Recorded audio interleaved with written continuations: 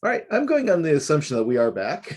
I don't know about you, but basically, yeah, we literally got cut off in midstream, basically with those breakout rooms. And I want to point out that a lot of these presenters are going to be in the community conversations at the end. For instance, Natalie Calkins on recycling will be having her own breakout room. So at 1:15 or so, we're going to break up into those groups, and hopefully, you'll have a chance to continue your conversations. But for now, I don't know, but I need to stand up a little bit. So what we're going to do is have a bit of a bio break here. So if you want to go grab something to eat and come on back, we're going to be showing a few videos. They're been curated carefully by our steering committee. They're short videos. They're not more than a few minutes apiece. So we're going to plan on being back at about 12:15 for our Wise Young Voices panel. And the point is that this is a good time to basically get all those things you need to get taken care of. Like, for instance, I'm going to take a quick walk around my house. So we'll see you back at 12:15 then. Thanks.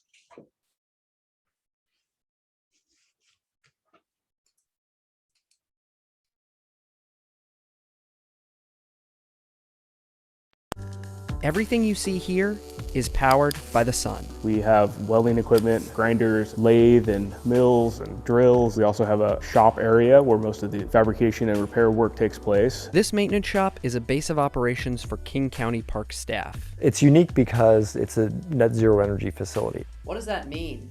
Over a 12-month period, if you look at all the utility bills, it produces way more energy than it consumes.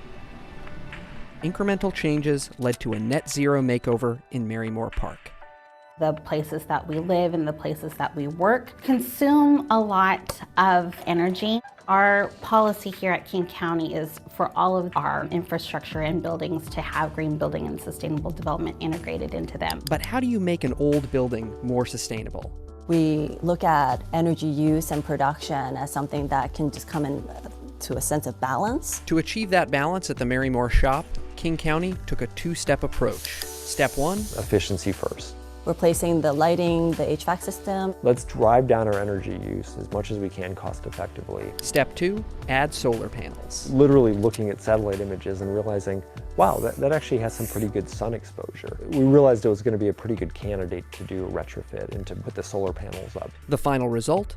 The building produces more energy than it uses 9 out of 12 months of the year. And looking at the full year, it produces 35% more energy than it consumes. How about the financial results? In 2017, when we first started actually doing the monitoring, that bill for the year was a total of over $5,000. Whereas in 2019, the total bill was just a little over $1,000. Plus, the county reduced its electric bill at the nearby tennis courts by about $1,200, thanks to all that surplus energy. There are things that we can do. We can reduce our consumption of electricity or fossil fuels in our building. Small changes done incrementally can be a viable way of actually doing green building. Our day-to-day work is still the same.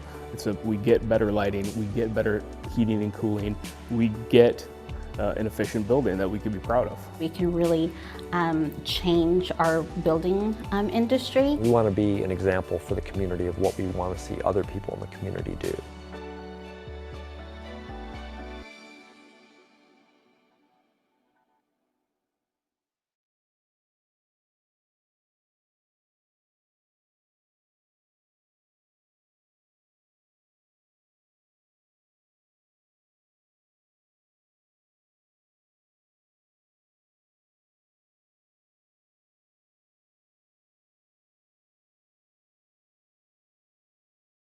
Hang on, there's more videos to come.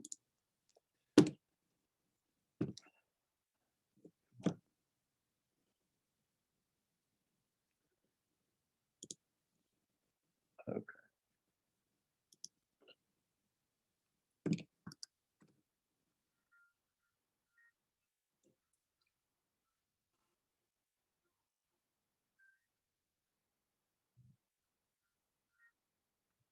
In terms of climate change, we've known for quite some time now that we have to do everything different. We need eventually our cities to be running without any fossil fuels. We need our cities to be running solely on renewable energy.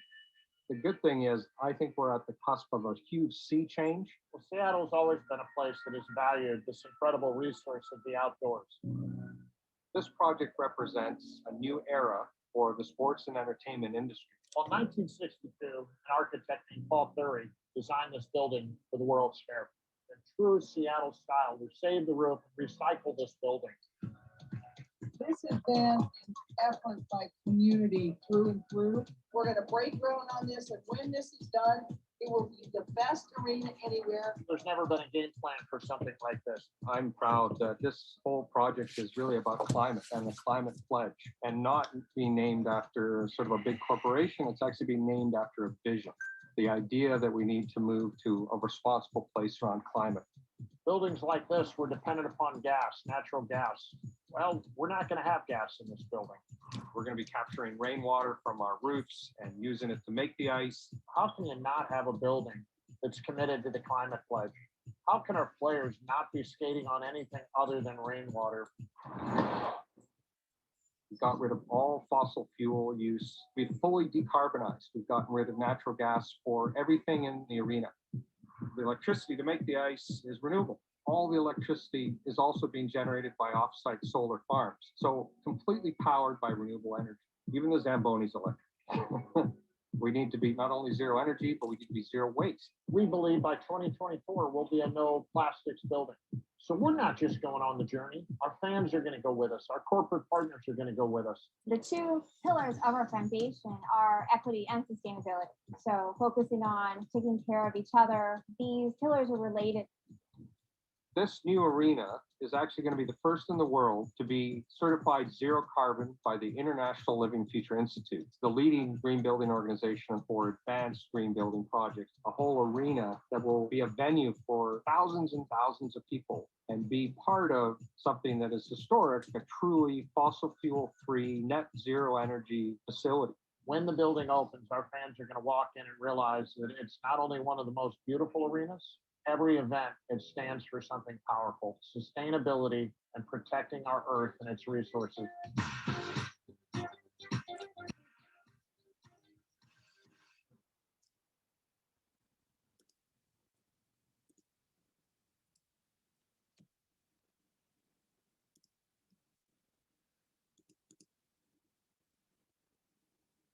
So we are at a parking lot. Does not look like a parking lot, but this was a parking lot. This was an underused parking lot in Kent. It was redesigned, and now it's helping reduce pollution in Puget Sound and boost local food production in one of Washington's most diverse cities. This was turned into a huge community garden.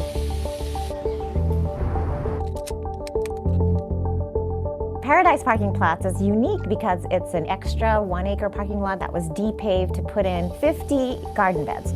Plots over there, food forests, composting. The garden was created by World Relief Seattle with help from the community. The organization serves refugees and immigrants in South King County. The project was funded in part by a grant from King County Waterworks because it's helping to reverse a big problem in the region. Most pollution that goes into the Puget Sound is from paved surface areas, from roads and parking lots. And climate change is making the problem even worse. With climate change, we're getting more concentrated rain that's falling all at once. And concentrated rain means more runoff and more pollution flowing into the Sound. All of the oil, gas, dog poop, all kinds of things goes directly into the Puget Sound. The Paradise Plots Garden uses 3 strategies to solve this pollution problem. By de-paving, when we take that upper layer off, now water is going into the ground instead of running over it and becoming polluted. We have built 5 large rain gardens. Those rain gardens are capturing and filtering polluted stormwater. We're able to harvest water from the roof of the church who graciously donated this land for us to use. There is pipes going down and into 3 cisterns. Clean runoff from the roof is captured in these cisterns, and it's released slowly instead of all at once. Not only does that provide water for irrigation in the summertime when we most need it, but during the winter time, that slows the flow of clean water into the Puget Sound. Things like climate change, those kind of issues disproportionately affect communities of color. What this community garden has done has given those people who don't own land a voice into the community of how land should be used, how we can design it, how it would benefit all of us. A once neglected urban space can be a thriving community.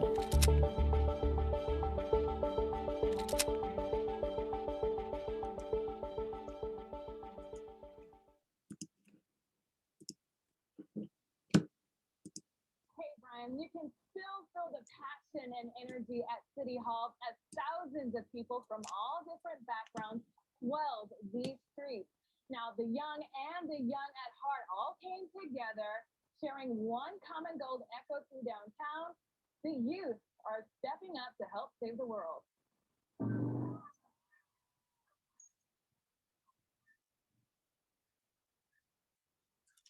Every chant, every sign, and every step matters to these young people fighting to protect their future.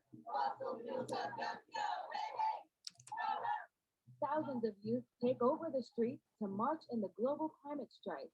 They may be young, but the power in their voice against climate change should not be underestimated. We have to show them what we're scared of. And it'll impact us, like our future, more than anybody else's, because we're the ones who are going to have to grow up on whatever planet we leave now. Seattle joins cities across the nation and more than 150 countries in what could be the largest climate change protest in history. Kids marched to the steps of City Hall after walking out of class unexcused to be here. I'm mad. Yeah. Like, I'm not doing this out. I'm not missing class to have a good time. I want to make a change. Who cares what we learn if we're not going to be able to use that knowledge as a career? Like, you want us to study the planet, but you're not going to help us save the planet? Thousands marched side by side with students. Many of them did the same years ago. In 1970, this flag was created for the very first earthquake. I was there. 50 years later, we're still yelling and screaming. The passion these children have is what adults say keeps them encouraged for the future of the planet. Because they're going to scream loud enough. People are going to listen to them. Their parents are going to listen to them. And business has to listen at some point in time to let's fix this. Fixing the future, these students say they'll march, chant, and fight for. We have a chance to change it. It motivates us even more to keep going because we see how many other people believe in it as well. These marches and rallies were all organized by young people here in Seattle and around the world. Now, Seattle Police Department was also here to make sure everything went smoothly and safely. Reporting live in downtown Seattle, Frankie Thompson, G13 News. A lot of voice.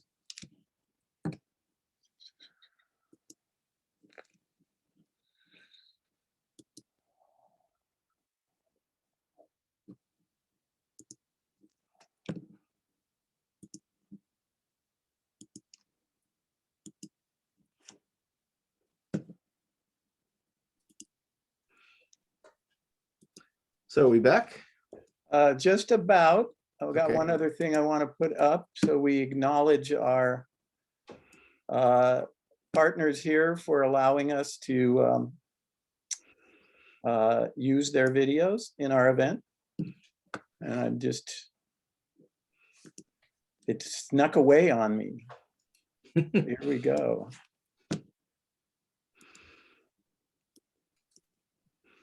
Okay.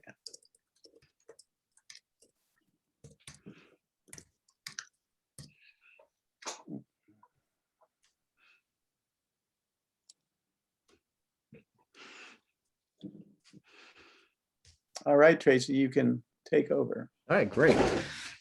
Thanks very much, Aaron. Okay, well, welcome everybody back from your lunch break or whatever you want to call it. I think one thing nice about not being in person, if you want to think of a positive, is you will always enjoy the refreshments where you are, right? Perfect. Okay, so we're going to now basically turn our attention to, as a couple of our speakers have pointed out, there's basically a generational issue here as well. Our next event is the panel we call Wise Climate Voices, the Next Generation. I'm either at the tail end of the boomer generation or at the forefront of Gen X in many ways, and I typify the problem, really. I've already created most of the environmental havoc I'm going to create, and it's time that we, my generation, and those that preceded us, start listening to those who are going to be here when the full brunt of climate crisis and what they can tell us about the actions they are taking to mitigate that. So I'm going to introduce our moderator for the panel. You already know him, Brian Saunders, from his climate change talk this morning. He'll be moderating this panel, and he's going to introduce the panelists. So Brian, are you ready? I am ready, and thank you, Tracy. And I apologize. I just took my last bite of lunch, so I'm going to spend a little time swishing it around a little bit. But let me introduce, I thought the best way to do this Once again, it is an honor and a privilege to introduce this panelist group because, as I've mentioned in my talk, right now the groundswell of youth that are getting involved in climate change is unprecedented from what it was. Sure, I cared about the environment when I was growing up, but the determination, the eloquence that the young people today are speaking out is inspiring, and it's really noteworthy. And so that's why I feel very strongly of introducing these three young champions of our upcoming groundswell. I'll introduce them all three at the same time and then have them individually have their presentations. So I'll first introduce Regina Fletcher. She is a graduate from my alma mater, Western Washington University, where she studied urban planning and environmental policy. She became a mapping specialist for Google Maps, where she maps out routing through cities around the globe. She included focusing on updating areas affected by natural disasters, which is really interesting. Regina is now completing her online master's in biology through the Miami University of Ohio, which partners with Woodland Park Zoo and its professionals. And she is focusing on studying freshwater stream habitats inspired by our local Lions Creek in Lake Forest Park. Next, we have Isabella Tancredi, also known as Bella, and she is a Shorecrest High School sophomore and is a hub coordinator for the Sunrise Movement at Shorecrest. Sunrise Movement at Shorecrest is a high school hub of the nationwide youth-led movement to stop climate change and create millions of good jobs in the process. As a high school hub at Shorecrest, they take action on local and national levels to fight for policies and legislations that align with the movement of their goals. They currently have about 20 active members, and they are always recruiting. If only I can get my kids who attend Shorecrest to be recruited, that will be my biggest step. And then finally, I'd like to introduce Ian Price. And Ian Price is a climate activist and founder of Fridays for Future Seattle. Fridays for Future is an activist group founded by Greta Thunberg, who I introduced in my talk, that was created to empower people to speak up and strike for their futures. They are led by youth and started the Seattle area climate strikes on Fridays back in December of 2018. Currently, they strike online digitally. When the pandemic is over, they will strike in person again in Seattle City Hall every Friday. People of all ages are welcome to the climate strike online, and once they can safely return to in-person strikes, so they will be asking people to join in those times as well. So having introduced those fine three panelists, I now turn it over to Regina Fletcher. Hi, everybody. Thank you for inviting me to present here. Let me go ahead and get my presentation set up.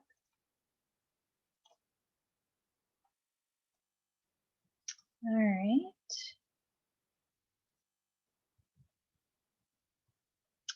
All right, here we go. So hi, everyone. I'm a resident here in Lake Forest Park. I'm almost finished with my master's in biology, and I've been focusing on water quality and climate change issues in Western Washington. For my job, I'm a GIS technician for Google Maps, and I'm also an artistically inclined person. So I wanted to share with you a very fascinating, colorful, and dynamic map of climate change.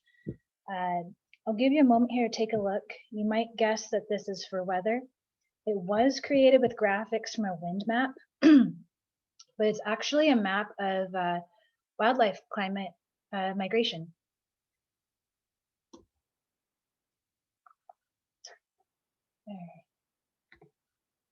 So this map was created several years ago by the University of Washington, taking into account many factors affecting wildlife habitats across the globe. Ultimately, wildlife has three options during climate change. It's to move, adapt, or extinction. And these three swirling colors represent 2,954 species of mammals, birds, and amphibians. Now, the wildlife isn't literally moving this fast. It's just sped up to show change over time. Some of the cause for movement patterns, which you can kind of guess when I turn on this map here, is speed capabilities, elevation needs. You can see that a lot of wildlife is moving towards higher elevation. These are the mountains. And habitat fragmentation from cities and highways. So the concepts of this map were the beginning of my 2008 exploration into stream habitat in Western Washington. From my experience at work and in studies, map accuracy can vary, and better understanding of science can come from what biologists call boots on the ground. So in the summer of 2018, I went out to the North Cascades for a graduate research course to learn about native carnivore species and their adaptations to climate change. Carnivores are an excellent way to investigate ecosystem health because if they are thriving, it means that their prey species is thriving. And carnivore movement indicates that they are following prey movement. My classmates and I studied grizzly and black bears, bobcats, lynx, wolves, and the elusive wolverine. We learned about different monitoring techniques ranging from camera traps, tracking devices, and live traps. So this here is a live trap for wolverines. As scavengers, their jaws are strong enough to crush bone to get marrow. They can also chew through metal. So biologists used to build log cabin-like trap designs like this and hope the wolverine doesn't get out before they've arrived for a health examination of the live specimen. A satellite connected alarm would signal to biologists that the trap had closed, and they would fly out via helicopter within less than 24 hours. One of the most exciting days, though, out in the North Cascades was tagging along with wildlife trackers who identify scat and footprints of a variety of species to inform local and state government biologists about how carnivores are adapting to climate change through their diet, movement, and other behavior. I will refrain from sharing photos of wolf scat and other random droppings, but the most exciting moment was when we got a chance to practice tracking skills ourselves. When looking for the best spot to have us examine footprints, the tracking professionals led us to a small stream off the side of the road. As my classmates and I scanned the area, we began to notice the tracks of coyote, bobcat, and black bear. One hair-raising moment was when they hinted towards a tree branch right at eye level, where a large creature had ducked under a tall branch and caught some of its fur on it. Based on the tracker's experience, they suggested it was a moose, not a bear, although the experience of turning around from the stream water and seeing such obvious evidence of a large creature was still exciting. This experience got me thinking about Lion Creek in my own backyard, and I had a strong feeling that many species, other than aquatic fish, use the stream path to move throughout the area, as well as being drawn to the water feature for drinking, just like what I had seen in the North Cascades. Freshwater ecosystems account for less than 0.01% of the planet's total surface area, but they support more than 100,000 species. So during that fall, I spent a lot of mornings checking for footprints along the muddy banks of Lion Creek in my backyard. Not much ever stood out until the day I found what I believed to be a bobcat footprint. I excitedly took pictures, emailed neighbors, and began obsessing over how to prove that this awesome species, just like what I had studied in the North Cascades, was right in my very own backyard. A board member of the Lake Forest Park Stewardship Foundation, Dr. Jeff Jensen, kindly lent me a camera trap that we set perfectly on a log we suspected was a bridge to cross Lion Creek for wildlife. I continue to use my tracking skills every morning looking for signs of that bobcat. Yet while scanning the environment, I found another species, the North American beaver. It had somehow probably swam under the log bridge, not detected by the camera trap. One of the many things I learned during my visit to the North Cascades is how beavers are being used to fight the intense climate change wildfires. These hard workers can help store water in pools along rivers and streams, which can be used for stopping forest fires in their tracks. reducing the spread of more extreme fires we see today. Their dams even help with improving water table water that helps reduce habitat damage from more frequent summer droughts in Western Washington. Additionally, these creatures travel around Lake Washington when they reach maturity in their lodge with their family. They travel around the edges of the lake and its tributaries looking for a new home, and the streams help them navigate. All right, we'll see if the next video works here. Eventually, though, I decided to invest in my own camera trap, and throughout the pandemic of 2020, waking up to check it each day helped me have something to look forward to. I captured some amazing creatures walking through the stream and adjacent habitat. I saw species hunting, resting, socializing, and in general moving throughout Lion Creek. I haven't identified, obviously that's deer. I haven't identified all the species in here. So feel free to email me later with some of the bird species.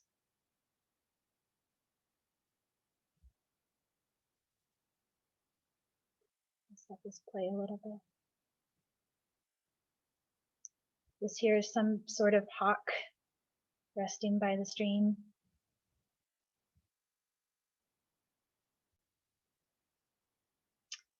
Great blue heron.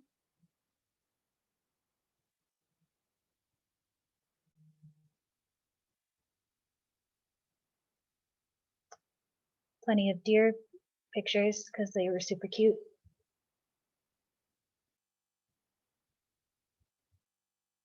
I also caught footage of wildlife during the forest fire smoke of September 2020. So here's the day before the smoke starts to settle in. That's not fog, that's smoke.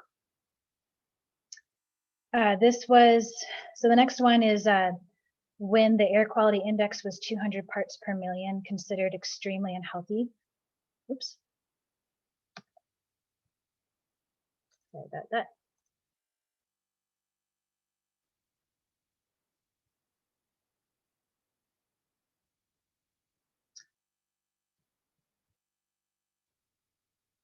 This is a great example of coyote adaptations eating grass. They're actually omnivores. This was the night that it was the worst with the forest smoke we all experienced last year. I wouldn't call myself a canine expert, but I can only imagine it wasn't comfortable living outside with that smoke. Some species continue to elude the camera, such as the river otter. So many of these species I had been traveling to learn about for my classes were in my very own backyard. On one hand, I felt very honored, but on the other, I was very worried for them. Freshwater ecosystems are now among the most endangered habitats of the world due to human development, pollution, and climate change. I also thought of the disconnect between humans and wildlife in the modern era. I worry we are missing out on understanding the needs of wildlife while we design climate change mitigation plans. We are able to separate ourselves from habitat degradation as we use air and water filters inside our homes to protect from pollution. So it seems to me we need another skill in our toolkit. In my classes, we learned about Woodland Park Zoo's Empathy Project initiative. Woodland Park Zoo's definition of empathy is a stimulated emotional state that relies on the ability to perceive, understand, and care about the experiences or perspectives of another person or animal. Empathy is also an important driver for positive social change and motivates people to take caring actions towards animals and nature. One of my favorite books, On Trails by Robert Moore, talks a lot about both wildlife tracking and empathy, and I liked his summary of how humans empathize with wildlife. We do this through pets and livestock. And having pets, you learn to observe and understand their needs, hunting. And then the third one he summarized as studying. And he considered this a new form of observing and gaining empathy through birding and other nature hobbies. But I would argue that this activity has been around for a long time. I wanted to share another perspective from a different part of the world. We are very lucky to be surrounded by so much freshwater resource. In other areas that have more limited water supply, such as Eastern Africa, there has been a long tradition of identifying the arrival of certain species as a sign of natural resources. The Samburu people of Kenya are a nomadic tribe. For a long time, they have observed the migrating greve zebra to help inform them about water supplies for their own people and livestock. In the past decade, though, the Samburu and biologists observed that this species was dramatically dying off from drought and not returning often. The drought is partly climate change and part habitat degradation from soil disturbance of grazing animals. They came up with a solution where they share their own modern livestock water collection troughs with the zebras, which you can see down here. So at night, the zebras use the water troughs, and during the day, the Samburu people follow a grazing rotation pattern across the landscape, where livestock manure is left for nutrients, and people actively restore grass by planting seeds and giving them time to regenerate before returning for grazing. The local government in this area of Kenya considers the greve zebra as a stakeholder in resources and must be considered for any environmental policies or resource use. There are other success stories of climate change migration. A female wolverine and her offspring were sighted in 2020 in Mount Rainier National Park for the first time in 100 years. Scientists are still hypothesizing how this happened, but it could be due to the aid in less traffic on our highways during COVID. This is actually farther south than predicted in that climate change map that I shared in the beginning. So the camera traps that we visited were all the way up here, and these guys were found near Mount Rainier. So this concludes my short story of adventures with the camera trap in Lake Forest Park. It is by no means enough data to make a conclusive study, as camera trap studies take a lot of time and data to provide statistically significant findings. These were also only the large charismatic megafauna. I have yet to find signs of native amphibian species.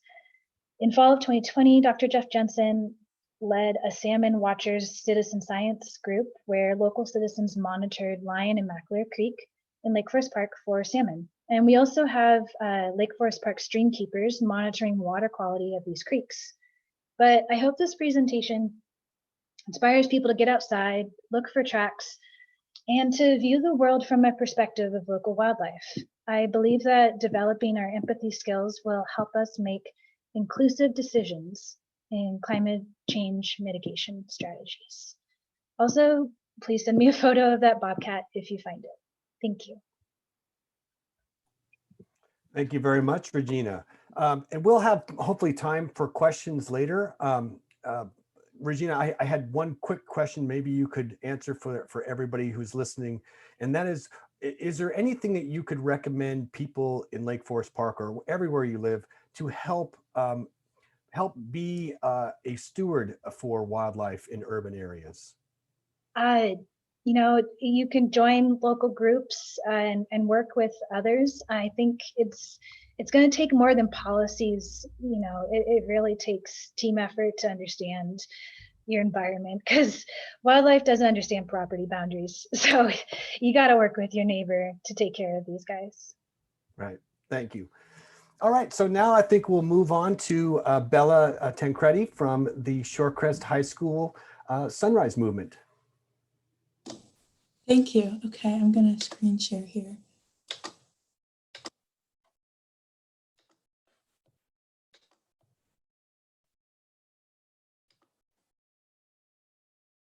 Okay, can everyone see that okay? Yeah, okay. So, hi, my name is Bella. I'm 15 years old and I'm the hub coordinator of our Sunrise Hub at Shorecrest. Hi, my name's Emma. I'm 16 and I am the action lead for our Sunrise Hub at Shorecrest. Yeah, so the Sunrise Movement is a nationwide youth organized social and climate justice movement focused on taking action to mitigate climate change and its effect on marginalized communities focused through the Green New Deal. Sunrise hubs such as ours at Shorecrest represent thousands of students around the United States that believe in a greener future with good green jobs, diverse opportunities, and government representation. In the greater Seattle area alone, there are over 15 hubs working together to achieve this goal through unification and empowerment of the youth. So Sunrise is a pretty decentralized movement that operates through our hubs, which are like chapters of the national movement. And we have hubs in middle schools, high schools, colleges, and towns. So for example, there's our high school hub, and then there's Sunrise UW, and then there's Sunrise Seattle. And me and Emma are both sophomores at our school, and I started the hub back in December. We have around 20 active members and over 50 participants from our school have participated in our events or come to our meetings. We organize actions within our hub and also through a cross-hub network of hub organizers, and these members in our hubs can take on leadership roles. So for example, Emma is our actions lead, and we have communication leads and recruitment leads and training leads. So we're just going to talk a little bit about like what we've been doing recently and some of our campaigns. Yeah, so we spent the month of February campaigning with FutureWise for the Washington Can't Wait campaign, which is a campaign to update the Growth Management Act.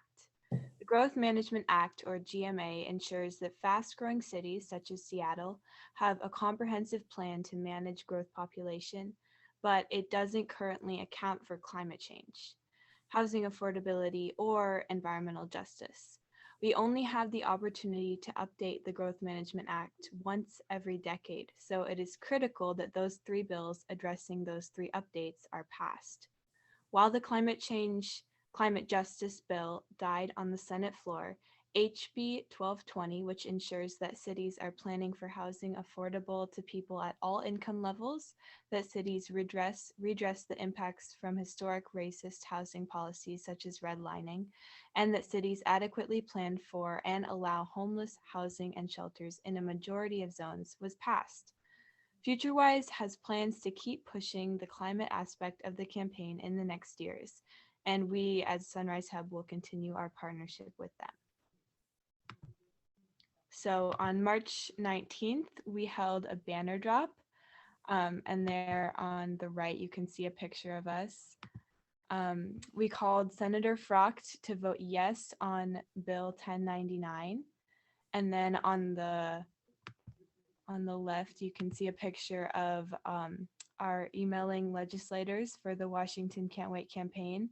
We asked them to act upon the urgency of updating the Growth Management Act as a part of the campaign. And then we've also done phone banking, in which we called constituents to either vote yes on the campaign or sign up for a time slot to call legislators. Yeah, so this was like a pretty continuous campaign, and we worked on it for a really long time, and we hope to work with them in the future. So this was in March. We had an intersectionality event at Black Coffee to kind of continue the conversation of racial justice after Black History Month. And this event had education stations, like you see on the left. There was a climate crisis station, a leftism station, and an intersectionality station. We had music and food. And if you haven't had the chance to stop by Black Coffee, I highly recommend it. It was just like a really fun event. And it was focused on intersectionality to raise awareness of the importance of centering and amplifying voices of people of color when discussing solutions to climate change, as historically marginalized and oppressed communities are disproportionately impacted by the climate crisis. So fighting for climate justice is fighting to include and prioritize communities least responsible, yet most damaged by climate change.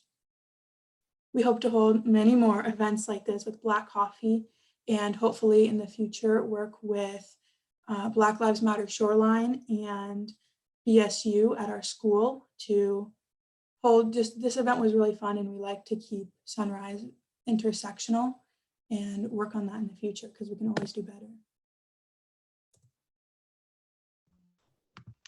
So in collaboration with other Seattle area hubs, we've been letter writing. So we've asked Patty Murray, our senator, to support the Green New Deal, which she currently doesn't. And letter writing has been one of the forms of communication that we've used to reach out to more people and gain support for the movement, as well as call out the government representatives who have control of our futures, such as Senator Patty Murray. Okay, so this has been our big campaign recently. We've put many, many hours of organizing, planning into it. Sunrise National created a pledge called the Good Jobs Pledge for all politicians to sign, but especially senators to sign on to. And currently, Senator Sanders from Vermont and Senator Markey from Massachusetts, along with 10 representatives, have signed. Signing the pledge means pledging to join the fight to invest in the creation of millions of good green jobs, for example, solar panels and regenerative agriculture, social work, and just creating a future where we can all live sustainably, especially as we move away from fossil fuel industries and fracking and coal mining. Those people are going to need a safe transition to good green jobs, and the good in the good green jobs part refers to jobs that offer safe employment opportunities with family sustaining wages and benefits that are also accessible to marginalized communities. This way, we put people to work solving the climate crisis at the forefront and can kind of, continue to build our society in a way that is just clean for everyone. And we called on, I'm going to read the pledge actually. It's pretty short. It is, I commit to doing everything in my power to pass legislation that guarantees good jobs for all, invest $10 trillion over the next decade to create millions of union jobs addressing the crisis of climate change, economic inequality, and systemic racism, and puts money into hands of the people and communities, not the wealthy few. So we called on Murray as a very powerful Democrat. She's obviously a believer in the urgency of the climate crisis, and she's a champion of progressive causes and kind of famously invested in young people and children. And as young people, we are who these crises are hurting, and this is like our future, and they all kind of intersect. So we need a good jobs guarantee as youth, and for everyone really. We did these rallies to show her that as the youngest generation, we need a good jobs guarantee, and that she has proven she is willing to support climate justice, and we're calling on her to do so again. Her signature, if she chooses to sign, we have met with her staff, and the staffer's comment was that it is very broad and it's kind of a vague pledge.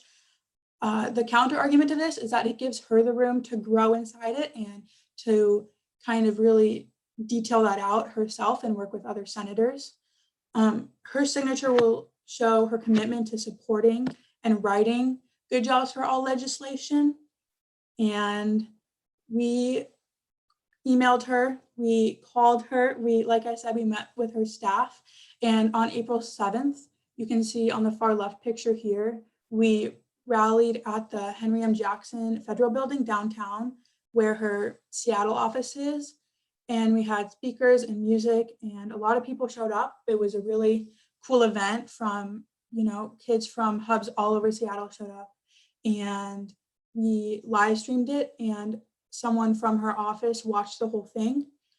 And she still has yet to sign it. So then 2 days ago on Earth Day, we rallied again on April 22nd, and you can see that up here in the right. We escalated the action and chose to block the street off. So we stood in a grid protest, and the Seattle Bike Brigade came out and blocked the crosswalks. And for about 2 hours, we had speakers and music and chant, and it was really powerful and really fun. And we hope to do another final action in mid-June, which Emma will talk about in a little bit. And yeah, it was just a really hopeful and fun action. And the tone was really positive. Yeah, so all of our actions will continue to be and have been COVID safe as we take COVID precautions at every action to ensure the safety of everyone present. We will continue to call on Senator Patty Murray to support the Good Jobs for All pledge and are planning another action, like Bella said, to follow up on this in June. We'll be holding a community training night for all of those interested in joining Sunrise to educate them about the movement and its mission. And lastly, we're focusing on expanding our social media presence to Facebook and TikTok to reach a wider variety of audiences. And we're also in the process of getting our own official email account to grow the movement as well.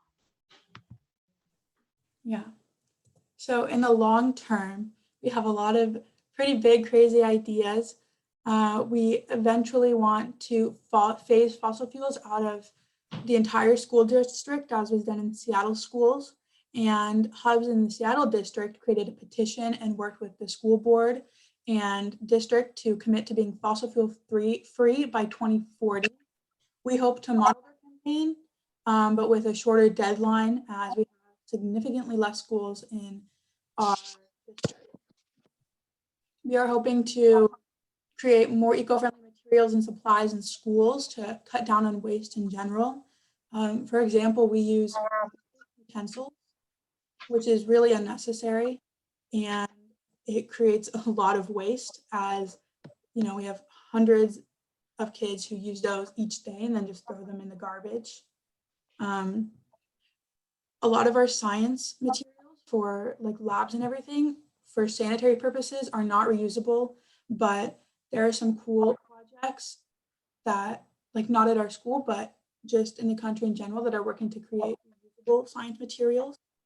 And I'm most excited about this one, but we're working with our environmental club to get composting into the janitorial contract. A few years ago, we had composting, but it was a student-run system, and it was like not sustainable. It just kind of ended up dying out fairly quickly. I personally sit at a lunch table and I spend my lunch watching student after student drop apple cores and leftover ranch dressing into these garbage bins. And all of this food waste has the potential to better the environment. Yeah, so our hope is with this to work to the end of the year, and we will have it in the janitorial contract for the beginning of next school year in preparation, because we go back to school on Monday, but no one will be serving or allowed to eat food because of COVID. And lastly, we are trying to expand our high school hubs to other nearby high schools, specifically Shorewood, to engage in more outreach with local partners like FutureWise and Black Coffee to hold event opportunities where, you know, it just reaches like a larger community base and we can all learn from each other and just have a good time while trying to reverse these damages that we've caused. Okay. So why we want to be more involved? As the generation that will be most affected by the climate crisis and the generation that will soon dominate the electorate, we believe that we should be at the minimum included, but at the forefront of having a say in future policies, as we have the most to do and the most to lose from this crisis.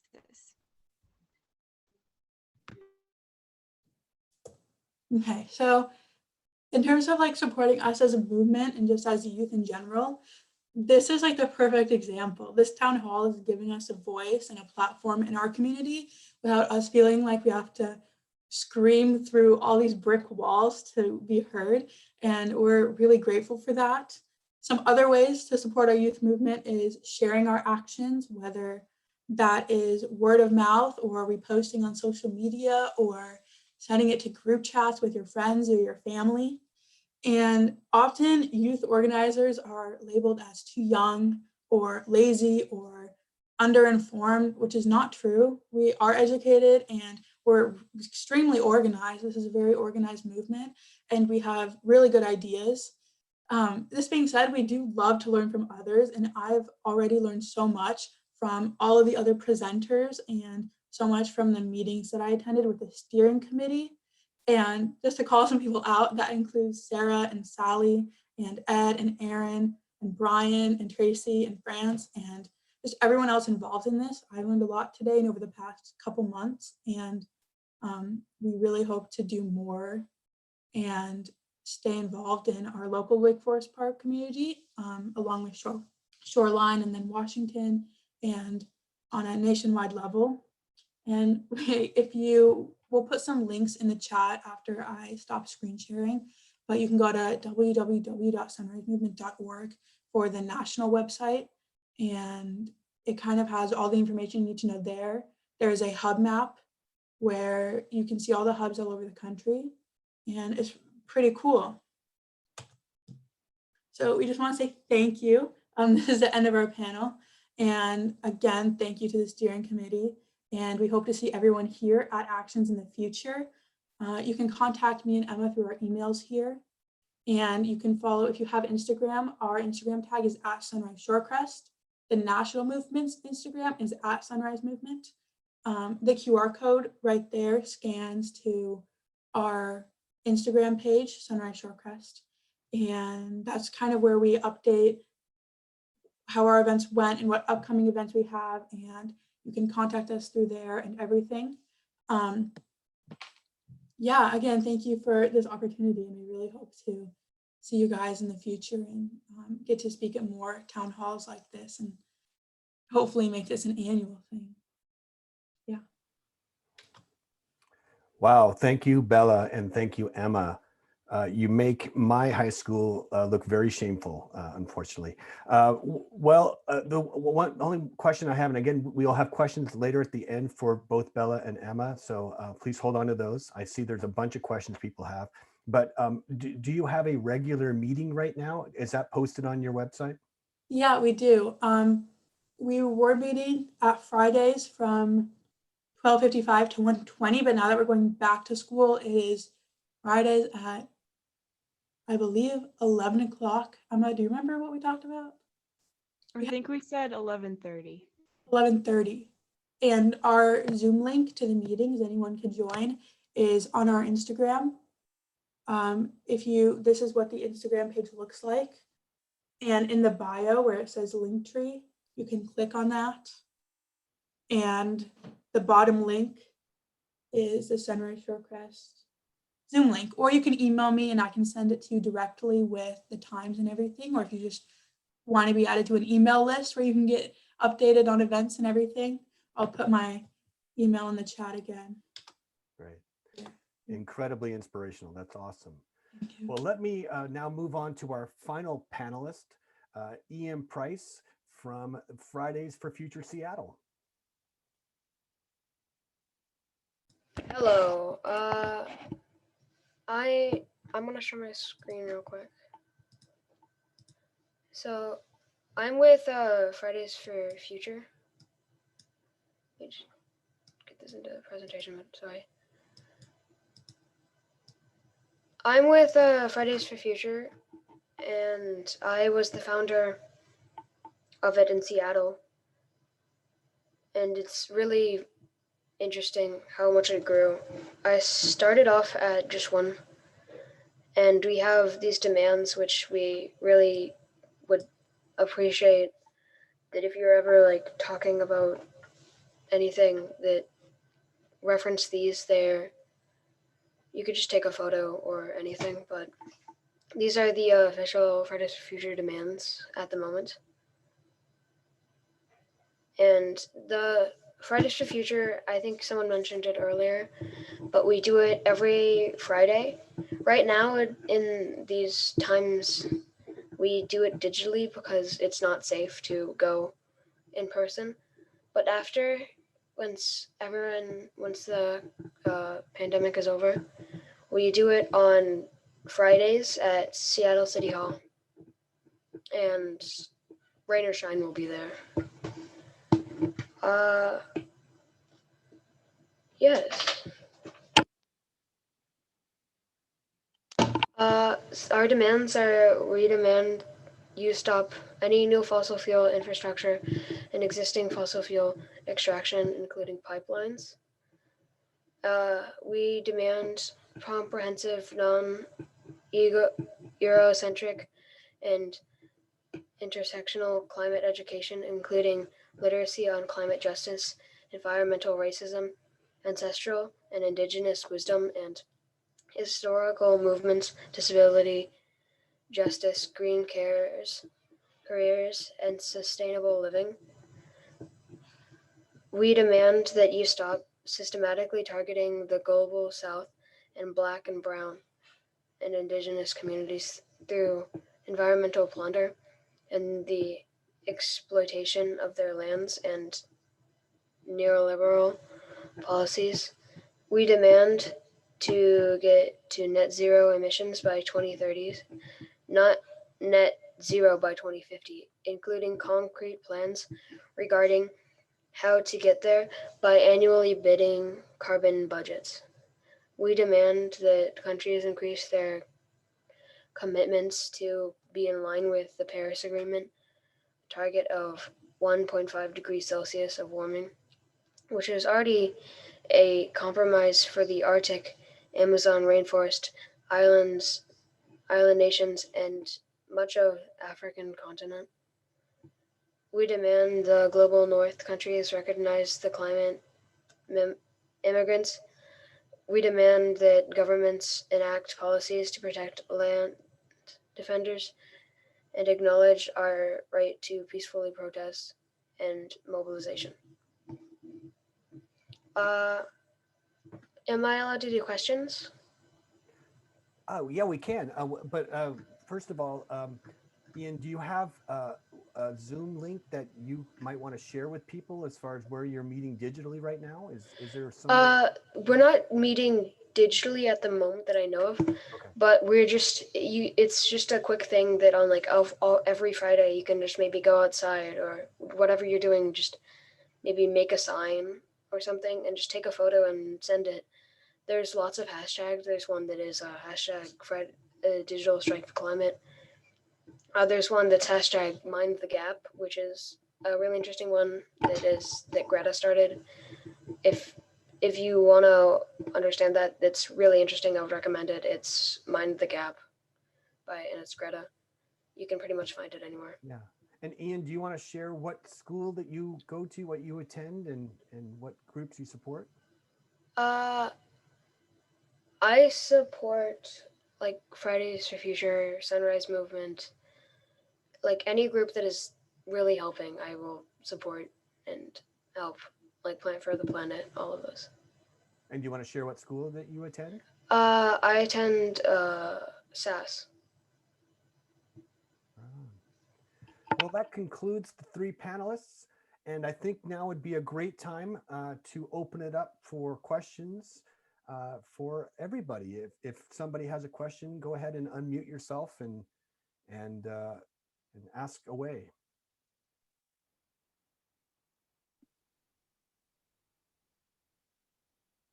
I have a question.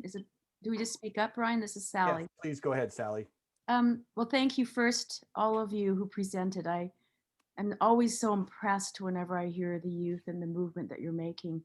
I guess what I want to know is well, seeing as Regina, one question I have for you is, as someone from Lake Forest Park, I know you mentioned get to know your neighbors and have empathy.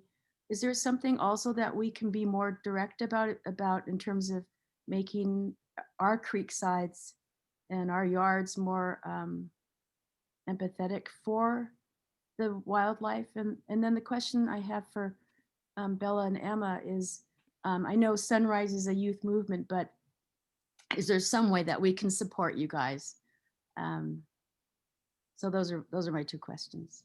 All right, Regina, do you want to answer first, and then we'll get to Bella and Emma? Sure, yeah. So there's all sorts of things. For people that have strained property, there's environmental groups like the Lake Forest Park Stewardship Foundation that can provide, info probably on, how to plant native plants that protect the stream temperature from climate change, that is actually being monitored by Lake Forest Park stream keepers. So we're monitoring the temperatures. They do increase a little, and you can use native plants to help cover that. Another option is, even if you don't live by the streams, in general, Lake Forest Park is obvious on a map because in aerial imagery, the boundaries are the trees. And so I'd say within the whole forest ecosystem, just learning to coexist with wildlife and having empathy for why they do what they do, and everything, I think, is key if you don't live along the streams. And Woodland Park Zoo has a lot of resources on how to coexist with local wildlife species. Excellent. Thank you for that. And Bella and Emma, I can't remember Sally's question, unfortunately. Can you remember? Yeah, I remember. Okay.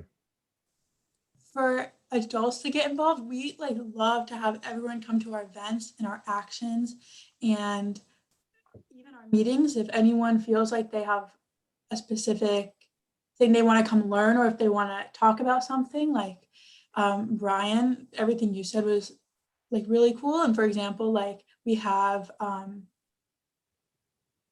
Miles, his name is Miles, he goes to Garfield Hub, and he came to one of our meetings a couple weeks ago and took our meeting to educate everyone in our hub about the very, very gritty policy parts of the Good Jobs Pledge. So if people want to come and talk about certain things they want us to learn, or if they want to come learn from us, maybe afterward we can send out an email to everyone here. I talked to Sarah about that, with ways to follow up and get involved.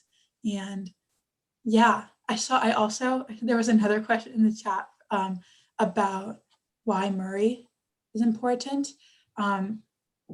So Senator Murray is a really, really powerful Democrat, and she is extremely progressive, and we want her voice is really important in DC. And she is famously, like I said earlier, she's really invested in young people. And so as young people, we want to try and show her that as young people, this is what we need. So if she's fighting for us, then she should fight for this.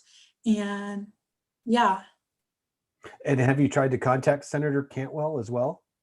We have. So we've written letters to her, and if we get a hard no from Murray, which we haven't gotten yet, we will also, include Senator Cantwell in this. But Senator Murray, she just has a louder voice in DC, and she's been a senator for so long, and her signature is slightly more powerful than Senator Cantwell's. Me and Emma, we also met with Cantwell, and we've been pushing Cantwell on that too. Right on. Other questions from our audience?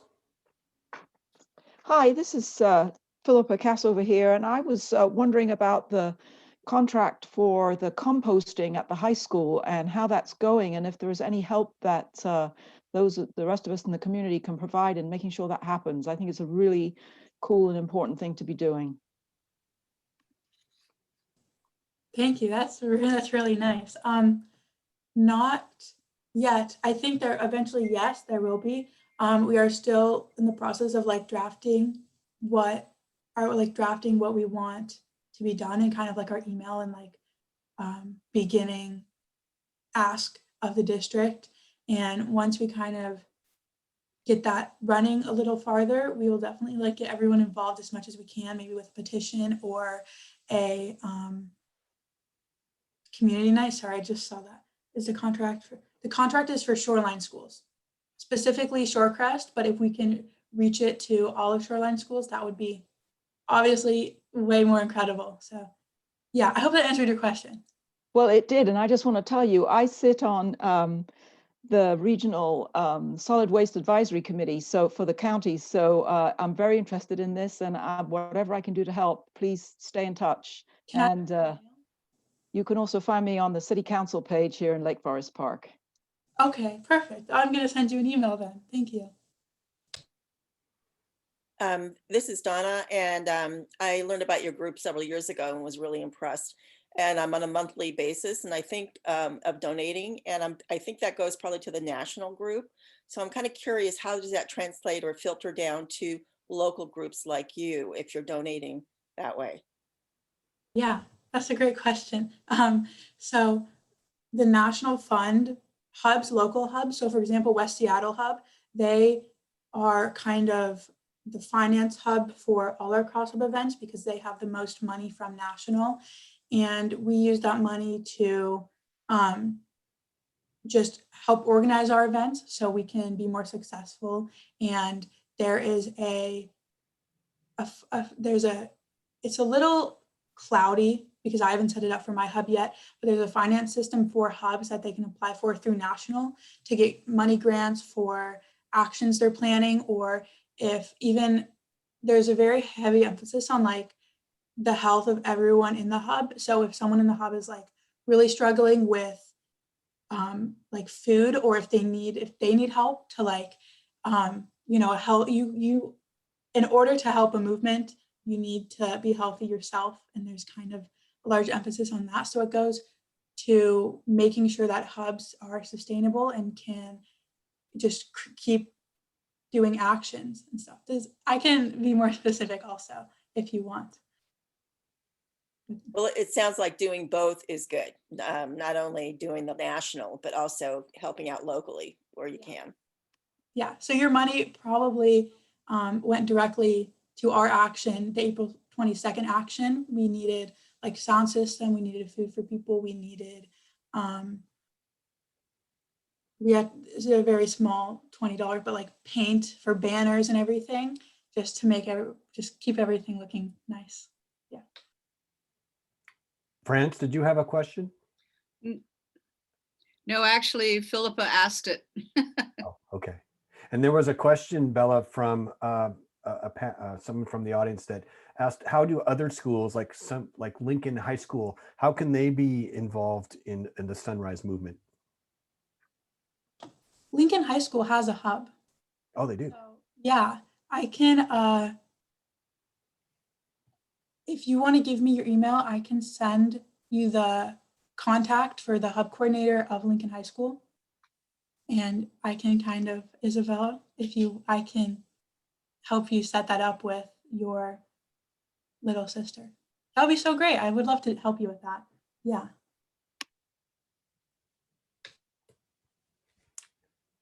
Other questions? We have a few minutes still.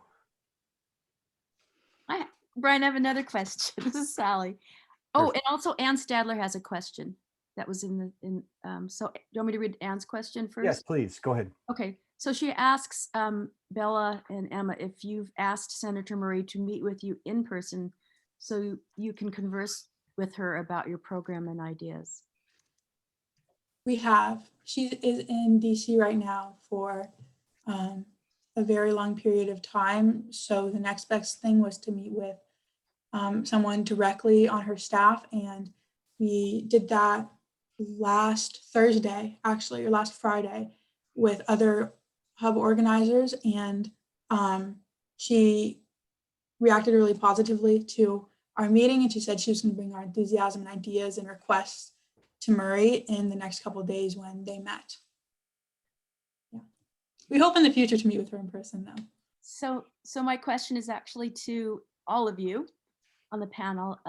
You're the youth, and each one of you spoke so passionately about your movement and your efforts. What made you all become so passionate in this? And what would you say to many of us who are older, much older than you?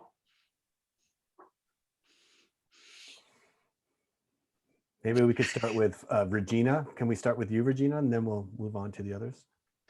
Sure, it was what made us passionate about it. And what would you say to old folks like us? Well, I mean, lots of reasons.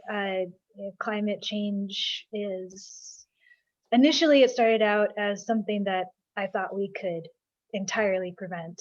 And now it's just a case more of how much do we want to prevent it? So it's evolved during my life.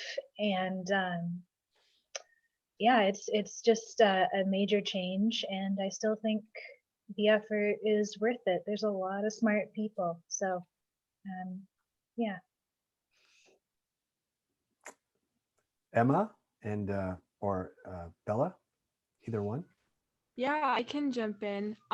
So I'm sorry, I have a siren going on in the background, but as a child, I was always like I just was raised going on hikes and backpacking trips and rafting and camping and all these amazing outdoor experiences. And I didn't realize that I was actually really lucky to have that growing up, because so many people didn't have that, didn't have those resources and weren't able to experience that beauty of nature. So I think it's really scary that like it's disappearing. And if I ever have kids, I want them to have those same resources and opportunities, and I'm scared that they won't. So I think it's up to us right now to make that happen before it's too late. And I'd say for older folks, like just what you're doing right now is awesome. Educating yourselves, there's a lot of youth movements going on right now. And I know that it can feel like kind of, youth led and youth centric, but like honestly, any age level of involvement is just so important. So we really value your guys' input and the experience that you've had, and the leadership that you can also bring to this movement. I don't want to say anything. I think Emma said that perfectly. Yeah, that was really perfect. I think also for me, it's really difficult to watch, these fossil fuel billionaires, and we have a literal finite amount of resources that are just being taken and taken and taken.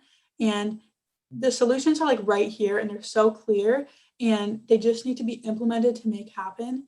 And it's a very unique situation where we're not wondering like how to fix it. We know how to fix it, and we just need a greater level of action on every level, especially from our politicians. And we need to hold corporations accountable and hold really fossil fuel billionaires should not exist. That should not be a phrase that I have to say.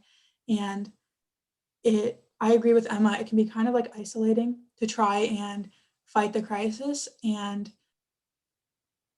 just every single like piece of action anyone can take is like so meaningful and so helpful. And for example, like town halls like this are perfect, and coming out and like showing up to when we do banner drops and marches, and we just love to see all ages there, because it really kind of goes back to the intersectionality thing, where while this has a larger effect on youth, it does affect everyone, and everyone should care, and we do appreciate that. Yeah. And Ian, can you tell us what inspires you? What really inspires me is all the people that like really work at it and like are giving like their all to it. It's really inspiring. Like even no matter the age, like there are plenty of older people that come to the Friday strikes and stuff, and we really don't care, because a person is a person. That's really it. So like every little bit that you do matters. Well spoken. Tracy, do you want to take over now? Or are you? Yeah, sorry to interrupt this amazing conversation you guys are having, and thank you, audience, for the great support you've been showing your love in the chat, and all the great questions you have for them. But I wanted to reserve some time at the end here for what we call community conversations, where we can continue a lot of these conversations that were so interrupted by Zoom or being cut off of a breakout room. So our final event for today is what we call taking the next steps.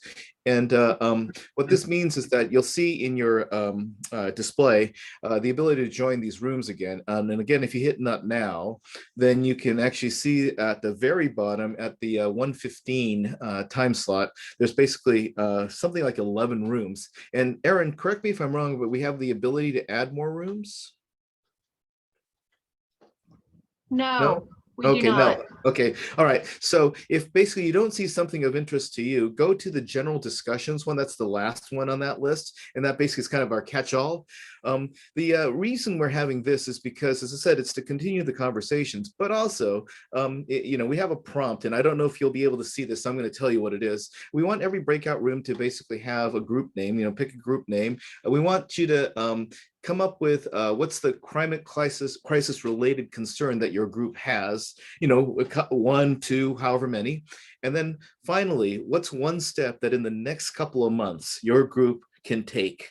It could be something as trivial as we're going to meet again as a Google Teams group or whatever, right? But it could be as profound as basically writing to your local government, that kind of stuff. And so the point is, we want to keep this conversation going even long after 2 o'clock today, and make sure that people have an idea of what they can personally do to be stewards of our future. So I invite you to go ahead and pick your rooms now. Again, hit not now, right? Then you can see that whole list again. You'll be able to see a bunch of 11 rooms there. And kind of the goal at the end, we're going to reconvene. I think, Aaron, we're going to switch it up a little bit here. We have so many people that I want people with plenty of time to talk. So let's break at 1:40, so about 25 minutes from now.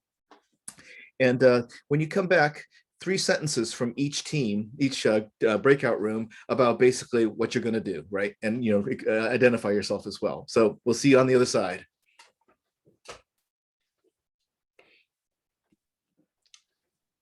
Anyone who needs help with us getting assigned, let me know your name and where you want to go. My name is Bella, and I would like to go to the student section. Got it. I just have to find where you last were. There you are. My name is Janice, and I'd either like to go to wildlife or general discussion. Okay. Okay, and I'm Ann, and I want to go to Lake Forest Park Water District. Okay, hang on. Students for Bella. Denise, what was yours again? Either wildlife or general discussion. Yeah, it's being very touchy now. The link doesn't stay on my screen. There we go. Wildlife. Gotcha. And Ann, you said? Water District. Okay. Please. Please. I'm John Polson. I'd like to go to the Stream Keepers. All right, John, just a moment. I'm trying to get Ann to the Water District. And John Polson to Stream Keepers, you say? Yes, please. Okay. God, this is just my, there we go. Okay. Erin, this is Sally. Is Natalie Calkins going to be in the recycling? Yes, she's in there. Okay, thanks. Do you need help going there? I think I'll send you. Oh, thank you. I just want to repeat for everyone who can find their own way. You can click the breakout rooms button, find the 1 o'clock, find the sessions that start with 1 o'clock or 1:15 rather, then the topic you want, and click the join button. If you're on a Mac, you'll need to mouse over the number of people in the room, and the button for join will appear. So you may be able to navigate very directly and not have to wait your turn. And if you're in a room, you can always just click breakout rooms to go to a new one. All right, so Aaron, basically, if we're doing 1:40 as the cutoff, then can you sell? Okay, great. Well, again, sorry to pull you out of your conversations, because I know that we were in the thick of it when we got pulled out, but I'd like to call on now each team to do a little report out. And I think all of you found out that there's at least one person in each room that was supposed to be sort of the guide, and it's one of the steering committee members, and I want to thank them for their service on this. Hopefully you were able to collect enough comments to say 3 sentences, because that's really all we have time for from each team. So I'm going to pick on Bella first off, not to put you on the spot again, but I'm gonna. What did the student team come up with? Yeah, so our name is the the Youth Adult Coalition to kind of like emphasize the partnership between the ages. And our 3 ideas were like a community night to have like singing and art and dancing, and speakers from all ages who wanted to talk. And our second idea was for Ian's group to have everyone kind of go out on a day and hold their signs and take a picture and blast it all over social media to create like a big wave. And then our third idea came from Eliana, and it was doing kind of community education on greenwashing and how corporations try to kind of make you feel like it's your fault and that it's up to you to reduce your own carbon footprint while they're making empty promises that hold no meaning, and carbon neutral by 2050 is not nearly close to good enough. And those were our 3 ideas. All right, well, thank you very much, Belle. All right, we'll move to Lake Forest Park Water District, and Sally, I think you or somebody on that group can talk. I think that's me. Okay, so great. We had a small group, but very informative and interesting. I think I'll put in the chat here, actually, what the Lake Forest Park Water District AdCom board is doing is trying to put together some information from the community about priorities for writing up a climate action plan. So this is a plan to guide the water district in greener practices, and also for crisis, dealing with crises. So I'm going to put that survey in, and anybody is welcome to take the survey. It's a very general, bare bones survey, just thinking about which kinds of climate actions would be the community's priorities for that. I'm going to stick that in there, and I thank you to those people who participated, and especially thank you. Well, thank you, Dana. Yeah, thanks for taking the notes. Okay, so I guess in the cities group, does somebody from the cities group want to speak on what was decided there? I guess that probably should be me, Tracy. Is that right? Fair enough, Philippa. Well, so the cities group had a couple of folks from outside of Lake Forest Park, and then myself and Semra Riddle, who's another council member. So we did talk about Lake Forest Park. So the 3 things that we discussed really were having a climate action plan for cities, and we in Lake Forest Park are going to be working on that. The fact that citizens need to keep pressure on their city councils and go speak to them and make your feelings heard about the importance of climate action. And then the third thing is land use is a very critical area for climate action, and that really at the state level is probably where you can have a lot of impact with the state building code, but also local building codes as well. So those are the things that we talked about. Pretty technical stuff, guys, but important. Thank you very much, Philippa. Okay, we have then Brian, you want to report on the Lake Forest Park Stewardship Foundation? Sure. We also had a very small group, but a very incredibly intelligent, informative group. And we basically talked a little bit about what the Lake Forest Park Stewardship Foundation is doing. We are involved in habitat restoration with local parks. We are involved in making sure we preserve significant trees. We're working with the Lake Forest Park Tree Board.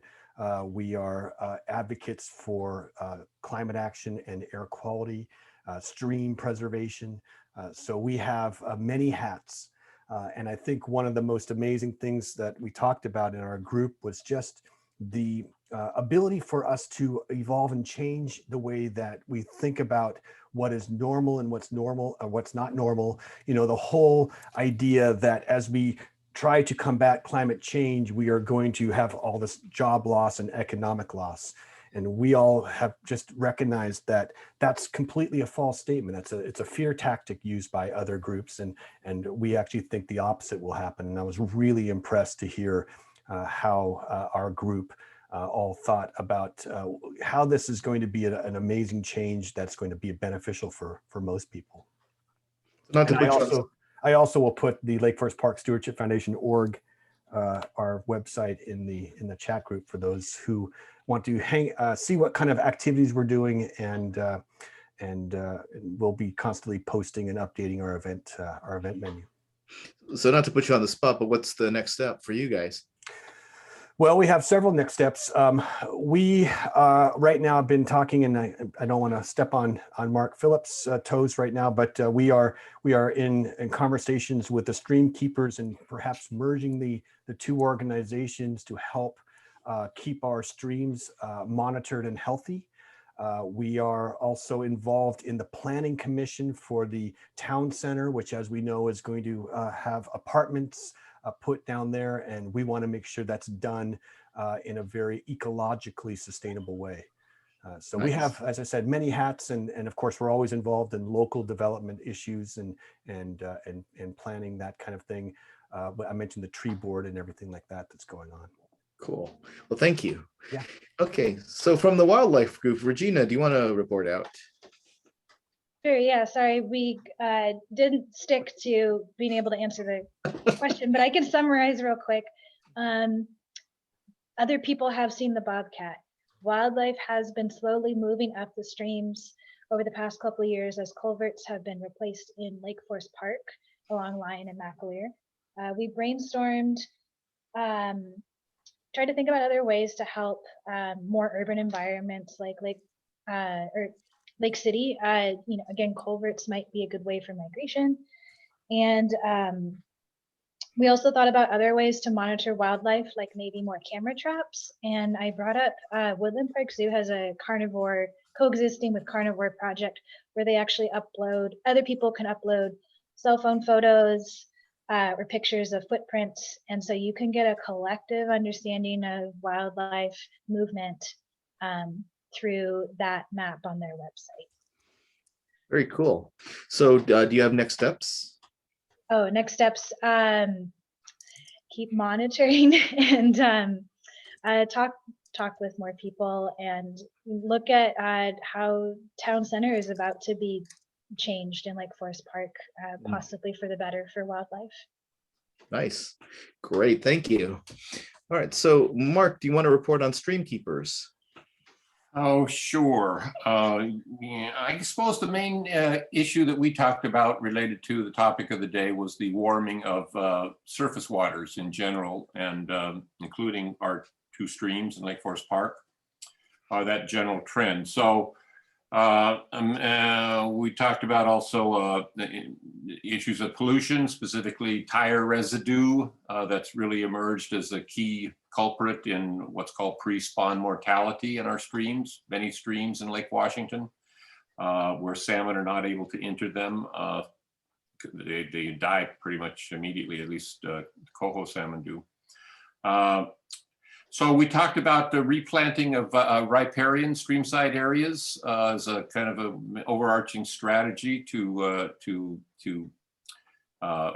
would have a positive effect on temperature, and would have also the need in that riparian work to educate people about the need to avoid some of the invasive plants that can be found, that knotweed and blackberries and other things, of course, and to plant better and take better care of the riparian area.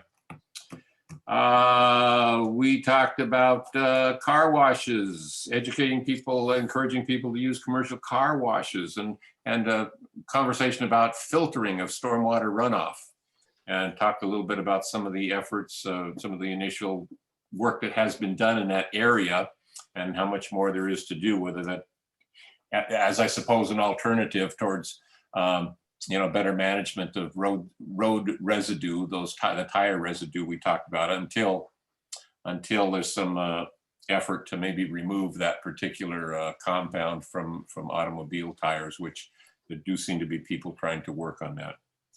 So we didn't come up with a lot of things we're going to do tomorrow, Tracy, but we define kind of the ballpark of things we know we got to work on, and some of those that are in fact underway. In fact, yeah, thank you very much, Mark. If any of you are interested in the chemical, it's called 6-ppd, and it's the latest thing that popped up on my radar. So, and it's horrifying and fascinating at the same time. I also want to remind everyone that there's a lot of posting going on in the chat, and if you want to capture these websites to check out later, you have a save chat command that you may not be aware of. Where you enter into your chat, there's 3 dots, and in the 3 dots in the pull down menu, you'll see a save chat, and that will just store it as a text file on your computer. Okay, France, do you want to talk about the recycling group? Well, Natalie was in our group, and so people had lots of recycling questions, and that took up most of our discussion. I didn't want to really be dogmatic about the questions. So we did get to the first question a wee bit. My response after Brian's talk especially was that the major climate concern was the oceans. But then I started thinking about the wildlife when it's a forest fire or polluted water or whatever. And so I had to add that as a major concern too. Other concerns people had was fossil fuel use and transportation. The idea of trying to use electric cars and things like that, but in certain parts of the country, like in Eastern Washington, that may be more difficult, and so that we should maybe get a sharing of our electrical privilege over the area so that we don't end up with people blocking the whole possibility. And then there was a recycling reuse concern in terms of that we should stress reusing, but we should also have better labeling so we really understand what is in our packaging. And then the second question we didn't get to, but then the next step I'm going to do in the next month is to get a hold of the Shoreline School District and say, hey, work on that janitorial contract. Excellent. That's wonderful. Thank you. All right, Ed, do you want to talk about the Going Electric group? I certainly do. I actually have 2 experts, which I'm going to call on. The main topic was, what does electric technology like today? And it is startlingly good. And what are the barriers to buying an electric vehicle? So why don't I start out with Heather, and then you can give it to Gillian. Yeah. Actually, Gillian, can you go ahead and start? Because you had some really awesome points, and then I'll follow up if that's okay. Yeah, great. Thanks, Heather. Thanks, Ed. So one of the things we talked about is how, the advancement in electric is great, but it's cost prohibitive. There's a lot of barriers to going electric or to retrofitting a home with electric appliances for a lot of people. They just don't have the money. So the idea really is for manufacturers, as they get more into the electric space, and as the United States is talking about phasing out all combustion engine vehicles by 2030, is that as more and more vehicles and products become available in the market, the costs will go down, but that's going to take a while to happen. And that, one of the things that we can do now is we can lobby local, state, federal governments. We can write letters to our Congress people, to our legislature, saying, hey, how do we incentivize corporations into making these things more accessible for people? Heather actually made a really, really great point about how in China there's over 500,000 electric buses, and in the United States there's maybe about 10,000 that are functioning. So there's different prioritization levels that governments are taking with making their infrastructure electric. So, the United States is behind in that way because there's still so much lobbying around fossil fuels, and there's, interest groups that have billions of dollars to put into the push, to keep natural gas and fossil fuels in use. One thing I heard, I don't know if this is accurate, that the city of Seattle is trying to phase in a program where all new construction moving on from a certain point is going to be electric. like they won't be installing gas, especially in multifamily dwellings like apartment buildings. There won't be any gas. I don't know enough about that to speak to it here, but that is something that I heard. So I think that's something that's really important, is thinking about the accessibility for everybody to electric. And that's enough for me. Heather, would you like to take it from there? Yeah, sure. So I shared how my family has, over the past decade or so, gone from being almost completely fossil fueled with gas in our home, gas stove, gas furnace, gas water heater. I mean, everything was gas. And to now that we're 100% electric, and just the changes, not just in terms of our carbon footprint, but also our health. I have a child with asthma. And when we switched, because it was during a move that we did this, and we're still in the same zip code, their asthma basically disappeared overnight, going from a house that was gas to one that was not. And at the time, even as a chemist, I'm an atmospheric chemist, I wasn't as familiar with the impact on indoor air quality. I'm an outdoor air quality chemist. But seeing that, and now all the studies that are coming out, a study just came out of Australia showing that 12% of childhood asthma is connected to gas in the home. And just all of these impacts that are starting to become, it's almost like when there was, people started to realize that secondhand smoke and its impacts. And then to piggyback on what Gillian was saying about how cities are starting to phase out the hookups of gas. California, there's 33 cities and more coming online that are no longer going to allow gas hookups. They're going to be 100% electric. There's whole countries, the UK starting in 2025. If you're building a home, it's going to be all electric. In Vancouver, BC, it's been that way since I think 2017, 2018. So this is coming, and it takes us pushing on our elected officials to really make it happen. If we say, yes, it's time to stop smoking, that, you know, then they're going to stop smoking. And I see this as very similar to the secondhand smoke kind of stuff, and how we woke up to that as well. Well, that ends our report, and you can see why I turned it over to them. Fair enough. Very much. I heard the passion in their voices, and that's awesome. Thank you. All right. So, Sarah, do you want to tell us about the Green Gardening Group? Yes, we saw the climate concerns as managing water, weeds, and rabbits. So sort of what were the kinds of things that were coming into your garden, and how would you take care of them?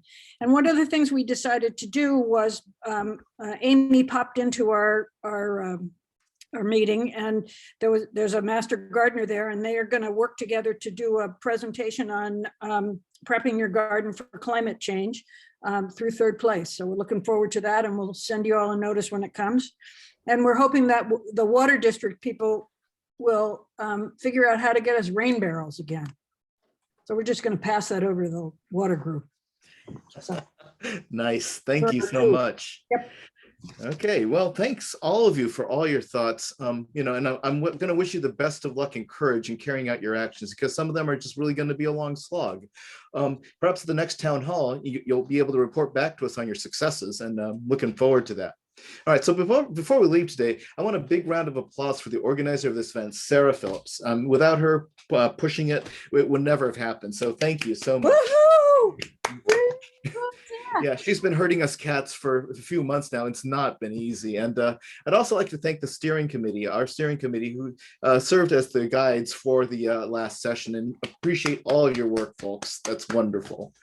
Okay, and then finally, I'd like to thank Third Place Commons and its wonderful staff. So Aaron Stadler, Amy Wittenberg, Krista Thielen, for not only doing a great job of hosting, but setting up the registration, providing the IT support. I can't even imagine what kind of work you had to do to get this going. We had over 100 people for most of the day, and that's not an easy thing. And you know, hats off to you. Well, literally, hats off to you, right? Okay. All right. So thank you, Tracy.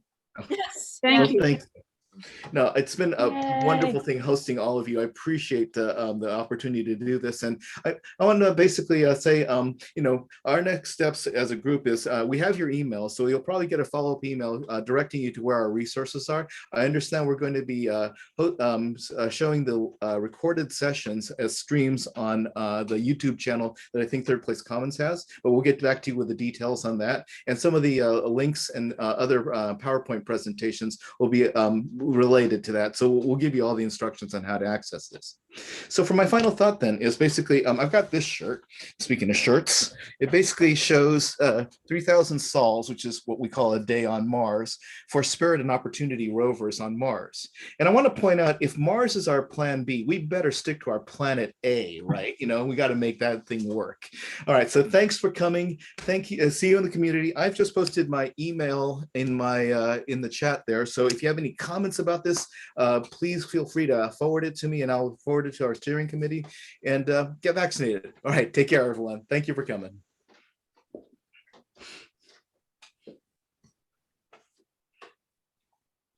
Thank you so much.